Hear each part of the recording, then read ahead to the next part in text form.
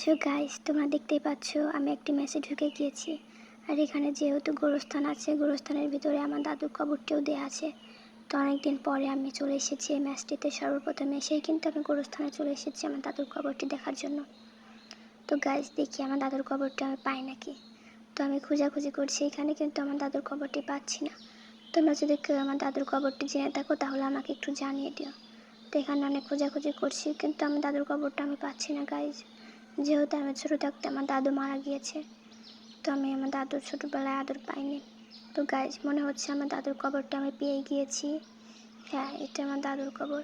Guys, আমার দাদুর জন্য আমার মাঝে মাঝে অনেক খারাপ লাগে, অনেক কষ্ট হয়। তো আমার দাদুর কবরে যেটা তোমরা সবাই জেনে রেখো। তো তারপরে আমি আমার দাদুকে হাই দিচ্ছিলাম, দেওয়ার পরে চাচা হেনা আছে না, হেনা বললো তুমি কান্না করো না, আমার সাথে চলে এসো। তারপর আমার দাদুকে রেখে আমি হেনার সাথে চলে গেলাম গাইজ। তোমার দাদুকে যখন ছেড়ে আসছিলাম তখন আমার অনেক কষ্ট হচ্ছিল। তো তোমাদের কার কার দাদু আছে আর কার কার দাদু নেই সেটা তোমরা আমাকে জানিয়ে দিও।